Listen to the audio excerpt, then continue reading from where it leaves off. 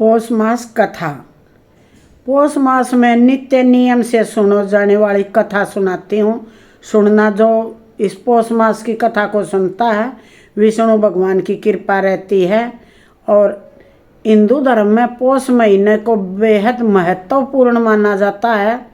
वैदिक पंचांग के अनुसार इस साल पौष महीने की शुरुआत में 16 दिसंबर से हो रही है और यह सनातन विक्रम संवत के अनुसार साल का 10वां महीना होता है। जिस महीने की पूर्णिमा को चंद्रमा जिस नक्षत्र में होता है उस महीने का नाम उसी नक्षत्र के हिसाब से रखा जाता है। पौष महीने में सूर्य देव की पूजा का खास महत्व होता है। उनकी उपासना से ऐश्वर्य, धन, यश, ज्ञान, वैराग्य मिलता है। और ये कथा श्रवण करते हैं। पौष मास में सुनाई जाने वाली कथा जिसे हर घर में अगर सुना जाए तो बहुत ज़्यादा पुण्य की प्राप्ति होती है और धन की बढ़ोतरी होती है। सुनने मात्र से सुख समृद्धि का वास होता है।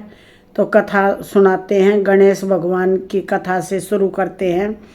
पौराणिक कथा के अनुसार एक बार गणेश जी महाराज एक सेठ जी की खेत से होकर जा रहे थे। अनाज के दाने बिना पूछे तोड़ लिए तो गणेश जी के मन में बड़ा भारी पछतावा हुआ। वे सोचने लगे कि मैंने तो सेठ जी के यहाँ से बिना पूछे ही दाने तोड़ लिए, फली तोड़ ली। इसका मतलब यह तो चोरी हुई, यानी कि मैंने सेठ जी के यहाँ चोरी कर ली। अब चोरी की है तो प्रायश्चित भी ज़रूरी है। गणेश जी ने सेठ जी के यहाँ से चोरी की थी तो 12 साल की नौकरी करने का निश्चय कर लिया उसी के यहाँ गणेश जी ने। बस फिर क्या था, गणेश जी वेश बदल कर सेठ जी के यहाँ पहुँच गए और सेठ जी से काम मांग लिया। तो उधर सेठ जी को भी नौकर की ज़रूरत थी। और एक दिन की बात, सेठानी राख से हाथ धोने लगी तो गणेश जी ने सेठानी का हाथ पकड़कर मिट्टी से धुलवा दिया। सेठानी जी बोली, अरे ये कैसा नौकर रखा है, नौकर होकर ये मेरा हाथ पकड़ लिया। जब सेठ जी को पता चला उन्हें भी गुस्सा आया। सेठ जी ने तुरंत अपने नौकर को बुलाकर पूछा, क्यों तुमने सेठानी का हाथ क्यों पकड़ा? तो गणेश जी कहने लगे, मैंने तो सेठानी जी को एक सीख की बात बताई है। राख से हाथ धोने से घर में लक्ष्मी नाराज होकर चली जाती है, जो घर की लक्ष्मी नाराज होकर चली जाती है। और मिट्टी से हाथ धोने से घर में लक्ष्मी जी का वास होता है। सेठ जी ने सोचा, अरे मेरा नौकर तो सच्चा। दरअसल सेठ जी के यहाँ नौकर बनकर रहे भगवान गणेश ने उन्हें अपना नाम भी गणेश बताया था। तो जब कुंभ मेला आया तो सेठ जी कहने लगे, गणेश सेठ जी को कुंभ मेले में स्नान करा ले आओ। अब नौकर बने गणेश जी सेठानी के साथ चल दिए गंगा स्नान कराने। सेठानी नदी के किनारे बैठकर नहा रही थी तो गणेश जी ने उसका हाथ पकड़कर नदी में डुबकी लगवा दी। घर आकर सेठानी जी ने फिर सेठ जी से कहा, गणेश ने तो मेरी इज्जत ही नहीं रखी। अरे इतने सारे आदमियों के बीच में मुझे घसीट कर आगे पानी में ले गया। और तब सेठ जी ने गणेश जी से पूछा, तुमने ऐसा क्यों किया? सेठानी किनारे पर बैठकर गंदे पानी से नहा रही थी और मैंने तो सेठानी को डुबकी लगवा कर ले आया। मैं तो इससे सेठानी अगले जन्म में रानी और राजपाट में सुख पाएगी। सेठ जी सोचने लगे, घर में तो पूजा पाठ हो रही है, हवन भी हो रहा है।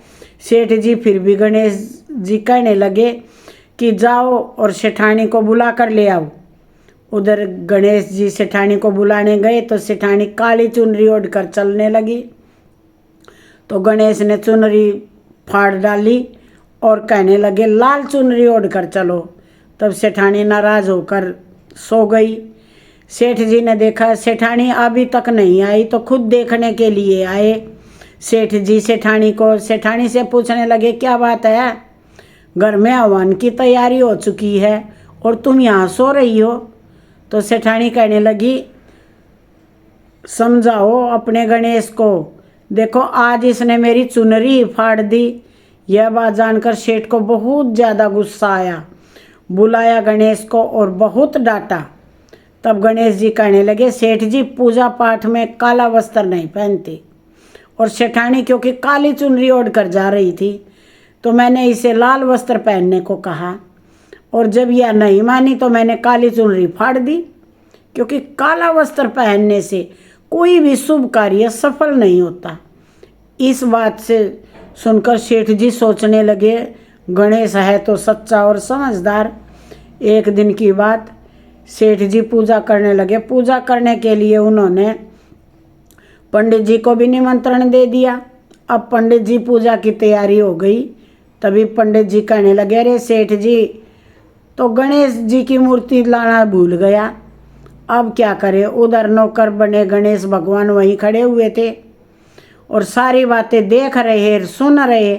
यह बात सुनते ही गणेश जी तुरंत कहने लगे कि मुझे ही मूर्ति बनाकर विराजमान कर लो, आपके सारे काम सफल हो जाएंगे। यह बात सेठ जी ने सुनी तो बहुत गुस्सा आया और वो गुस्से से कहने लगे कि तुमने अब तक सेठानी से जी से मजाक किया था, अब मुझसे मजाक करने लगे। तब गणेश जी ने सेठ जी में से कहा, मैं मजाक नहीं कर रहा हूँ, तुम मेरी बातों को मजाक में बिल्कुल मत समझो। इतना कहते ही नौकर बने गणेश ने भगवान गणेश का साक्षात रूप धारण कर लिया। और देखा तो सेठ सेठानी ने जब गणेश को देखा तो पंडित जी सेठ और सेठानी गणेश जी के चरणों में गिर गए। उनकी पूजा समाप्त होते ही गणेश जी तो अंतर्ध्यान हो गए। उन्होंने, हमारे पास तो साक्षात गणेश जी रहते हैं और हमने उनसे इतना सारा काम करवाया, वो चिंता में पड़ गए, उन्हें अपने घर में नौकर बना कर रखा। इस बात का दोनों पति पत्नी को बहुत भारी दुख हुआ और अब दोनों पति पत्नी रात दिन इसी बात की चिंता करने लगे। जब गणेश जी ने उनकी चिंता देखी तो एक दिन सपने में दर्शन देकर कहने लगे, सेठ जी आप बिल्कुल भी परेशान मत होइए। एक बार मैंने खेत से अनाज के आपके 12 दाने तोड़ लिए थे, उसी का दोष मेरे सिर पर लग गया था और वही दोष उतारने के लिए मैं आपके यहाँ नौकर बनकर 12 साल काम किया है। अब आप दोनों बिल्कुल दुखी मत हो, ऐसा करो। यह कहकर गणेश भगवान अंतर्ध्यान हो गए। उधर गणेश भगवान की कृपा से सेठ जी के यहाँ करोड़ों की माया हो गई। उनके घर में सुख संपत्ति और धन के भंडार भर गए। हे गणेश जी महाराज, ऐसी सुख शांति उकारा भरने वाले कहने वाले सभी को धन धान्य के भंडार से भरते रहे। और अब सूर्य देव की कथा सुनाते हैं। देवलोक के शिल्पकार विश्वकर्मा की एक पुत्री थी जिसका नाम था संज्ञा। वह दिन भर तपती धूप में खेला करती थी।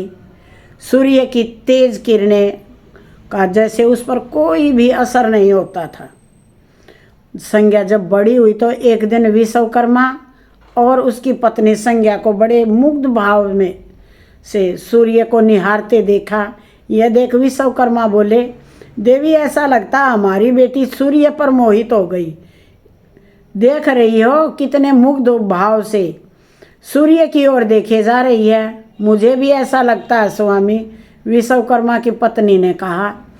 सूर्य के सौंदर्य के प्रति संज्ञा का आकर्षण उसकी आयु के साथ बढ़ता ही चला गया। एक दिन विश्वकर्मा अपने साथ हाथी पर बैठकर सैर करने निकले पत्नी के साथ और पुत्री को सूर्य की ओर निहारते देख और उन्होंने पूछ लिया, बेटी अब तुम छोटी नहीं रही, सोचता हूँ जल्दी तुम्हारा विवाह कर दूँ, बताओ किस देव को तुम चाहती हो। पिताजी, आकाश में सूर्य से बढ़कर कोई तेजस्वी नहीं है। संज्ञा ने उत्तर दिया, ठीक है, हम सूर्य के साथ तुम्हारा विवाह करा देते हैं। विश्वकर्मा बोले, अपनी पुत्री को लेकर सूर्य के पास पहुँचे। उन्होंने अपनी पुत्री की इच्छा सूर्य देव को बताई तो उन्होंने ये प्रस्ताव सहर्ष स्वीकार कर लिया। बोले, आपकी पुत्री मेरे साथ विवाह करना चाहती है, यह मेरे लिए सौभाग्य की बात है, पर इससे पहले यह पूछ लो कि क्या यह मेरा ताप सहन कर पाएगी। विश्वकर्मा संज्ञा को एक और ले गए और उससे पूछा, सूर्य देव का उत्तर तुमने सुन लिया बेटी, अब बताओ सहन कर लोगी हर ऋतु में उनका ताप। हाँ पिताजी, संज्ञा ने बड़े विश्वास के साथ कहा। कुछ ही दिन बाद संज्ञा का विवाह सूर्य देव के साथ हो गया। संज्ञा सूर्य देव के साथ उनके लोक चली गई। पति के साथ संज्ञा के दिन सुखपूर्वक बीतने लगे। फिर उनके यहाँ एक पुत्र पैदा हुआ जिसका नाम रखा गया मनु। अनेक ऋषि मुनि बालक को आशीर्वाद देने आए। यह बालक ज्ञानियों में ज्ञानी, ऋषियों ने भविष्यवाणी की, आशीर्वाद सच निकला। जब वह बड़ा हुआ तो ऋषि मुनियों से शिक्षा ग्रहण की। सूर्यदेव और संज्ञा को अपने बेटे पर गर्व था। वे प्रेम से अपने बेटे का लालन पोषण करते। अचानक एक बार ग्रीष्म ऋतु में सूर्य की किरणें बहुत ही प्रखर हो गई। उनका तेज चरम सीमा पर जा पहुंचा। संज्ञा की चमड़ी झुलसने लगी।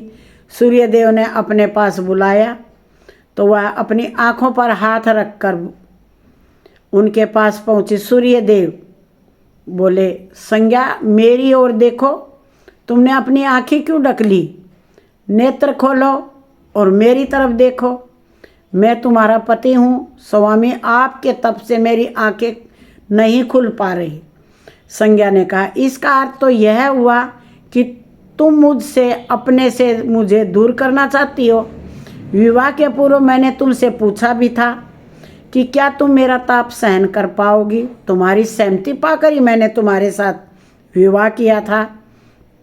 स्वीकार, लेकिन अब तुमने अपने वचन से मुकर रही हो तुम। सूर्यदेव ने क्रोधित हुए कहा, स्वामी इसमें मेरा कोई दोष नहीं।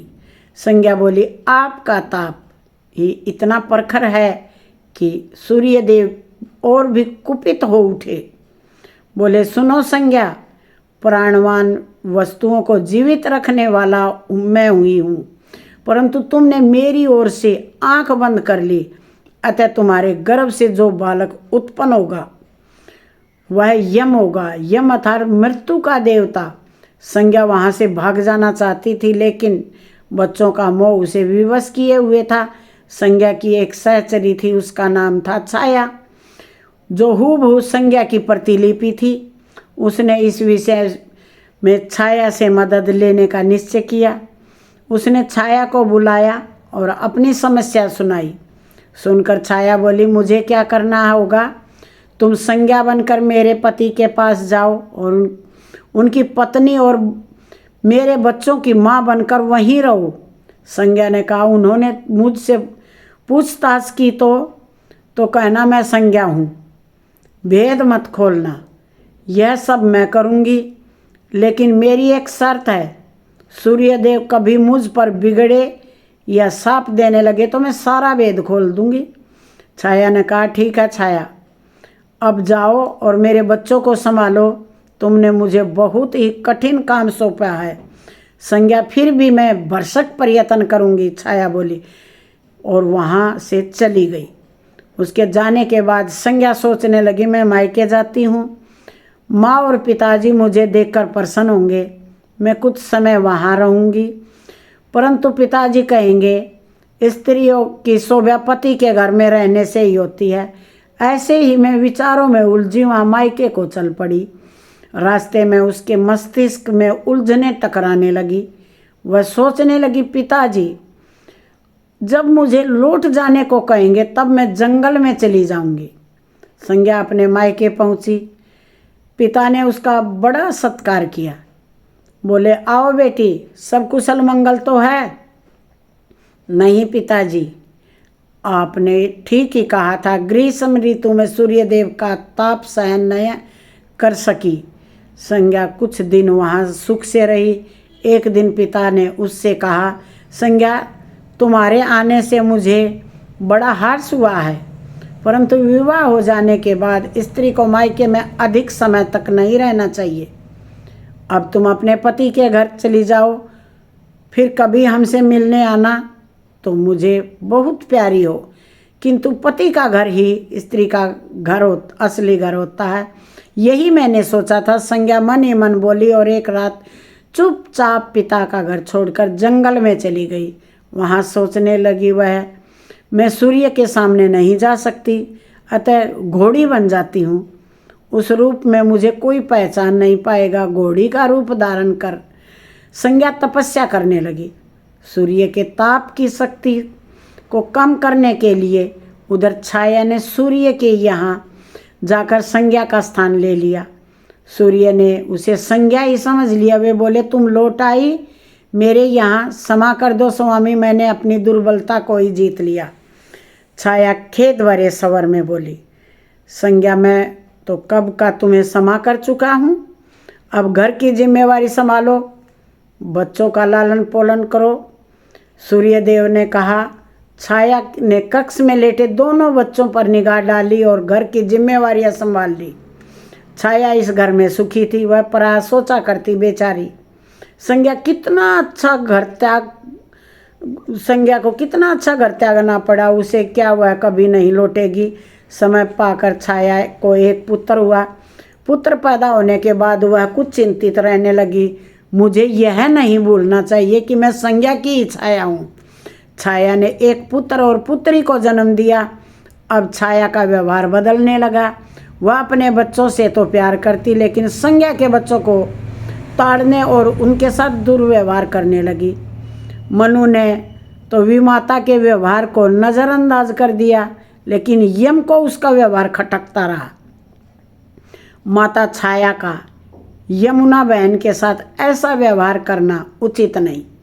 वह अपने बच्चों के साथ तो कितना अच्छा व्यवहार करती, हम भाई बहन से नफरत। एक दिन तो हद हो गई। छाया ने यमुना के बाल पकड़ लिए, जो संज्ञा की बेटी, और उसे डंडे से पीटते हुए बोली, कमबख्त तो मरते भी तो नहीं, मर जाए तो मेरा पीछा छूट जाए। जब छाया देर तक यमुना को पीटती रही तो यम से रहा न गया। उसने जाकर छाया का हाथ पकड़ लिया और गुस्से से बोला, बस माता, अब तुमने यमुना पर हाथ उठाया तो मुझसे बुरा कोई ना होगा। अच्छा, तेरी यह हिम्मत मुझे धमका देता है। ठहर जा, मैं तेरे पिता से इसकी शिकायत करूँगी। छाया क्रोध से सिहर उठी। छाया ने इस डर से सूर्यदेव से शिकायत की, न कि कहीं उनका भेद उजागर न हो जाए, लेकिन यम और यमुना ने तंग आकर अपने पिता से शिकायत अवश्य कर दी। छाया ने नहीं कही थी शिकायत, पिताजी यह स्त्री हमारी माँ नहीं है। यम ने कहा, हाँ पिताजी, पुत्र माता से विमुख हो सकता है, परंतु माता की ममता कभी भी कम नहीं हो सकती। यमुना भी बोल उठी, मैं देख लूँगा, तुम जाओ, डरो नहीं, सब ठीक हो जाएगा। ऐसा कहकर सूर्यदेव ने बच्चों को धैर्य बंधाया, लेकिन बच्चे के जाते ही वे सोच में पड़ गए। बच्चे ठीक कहते हैं, यह अवश्य ही कोई मायाविनी है। सूर्यदेव गुस्से में भयंकर छाया के पास पहुँचे और केस पकड़कर झकझोरते हुए बोले, सच बताओ तुम कौन हो, अन्यथा मैं तुम्हें कठोर दंड दूंगा। ठहरिए स्वामी, भय से कांपती हुई छाया बोली, मैं संज्ञा छाया हूँ, संज्ञा की छाया हूँ। वह आपकी देखभाल के लिए मुझे सौंप कर गई थी, आपके पास भेज दिया। वह कहाँ गई है? सूर्यदेव ने पूछा। अपने पिता के यहाँ। सूर्यदेव सीधे विश्वकर्मा के पास पहुँचे और वहाँ उनसे पूछा, संज्ञा कहाँ है? वह तुम्हारे तेज से बचने के लिए यहाँ आई थी, विश्वकर्मा ने बताया। अब वह कहाँ गई? मैंने ध्यान करके पता किया है कि उसने घोड़ी का रूप ले लिया है। वह जंगल में घूमती रहती है और तुम्हारे तेज को घटाने के लिए तपस्या कर रही है, विश्वकर्मा ने बताया। तो आप मेरा तेज घटा दीजिए, सूर्यदेव बोले। विश्वकर्मा ने सूर्यदेव के तेज का 8वां भाग छांट दिया और उनका तेज घट गया। फिर वे संज्ञा को खोजने निकले। उन्होंने राहगीरों से पूछताछ की, तुमने इधर कोई घोड़ी देखी है? हाँ, एक विलक्षण घोड़ी को हमने नदी के पास विचरण करते देखा है। राहगीरों ने बताया, विलक्षण क्या बात है? इसमें विलक्षण की क्या बात है? घोड़ी देखी है तो वह घोड़ी मानवीय भाषा बोलती है। देव तब तो वह अवश्य ही संज्ञा होगी। सूर्यदेव ने कहा। सूर्य घोड़ी के निकट पहुंचे और कहा, संज्ञा मैं सूर्य हूँ, तुम्हारा पति। यह घोड़ी का रूप त्याग दो। जब तक मेरी मनोकामना पूरी न होगी मैं यह रूप नहीं त्यागूंगी। घोड़ी बनी संज्ञा ने उत्तर दिया, तुम्हारी मनोकामना तो पूरी हो गई। सूर्य ने कहा। सूर्यदेव ठीक कहते हैं बेटी। विश्वकर्मा बोले, मैंने इनका तेज का 8वां भाग काट दिया। पिता से आश्वासन पाकर संज्ञा ने अपना घोड़ी वाला रूप त्याग दिया और अपने स्वाभाविक रूप में आ गई। वह हर्ष और विभोर से अपने पिता से लिपट गई और फुट फुट कर रोने लगी। फिर झुककर सूर्यदेव के पांव छुए और पूछा, स्वामी हमारे बच्चे तो सकुशल हैं ना? हाँ, दोनों बच्चे ठीक हैं। मनु यमुना को अब फिर से माँ मिल जाएगी। सूर्य ने मुस्कुराकर कहा, मैं अब कभी भी अपना घर त्याग कर नहीं जाऊंगी। संज्ञा बोली, आप छाया को क्षमा कर देना और साथ ही रखना। दोनों का मिलन देखकर विश्वकर्मा ने अपना आशीर्वाद प्रदान किया। जाओ, सदा सुख शांति से रहो। सूर्यदेव और संज्ञा सूर्यलेख पहुँचे और दोनों को सुख शांति से सूर्यदेव के साथ रहने लगी। बोल सूर्य भगवान की जय। इस कथा को श्रवण करने वाले को और सुनाने वाले को अत्यधिक पुण्य मिलता है।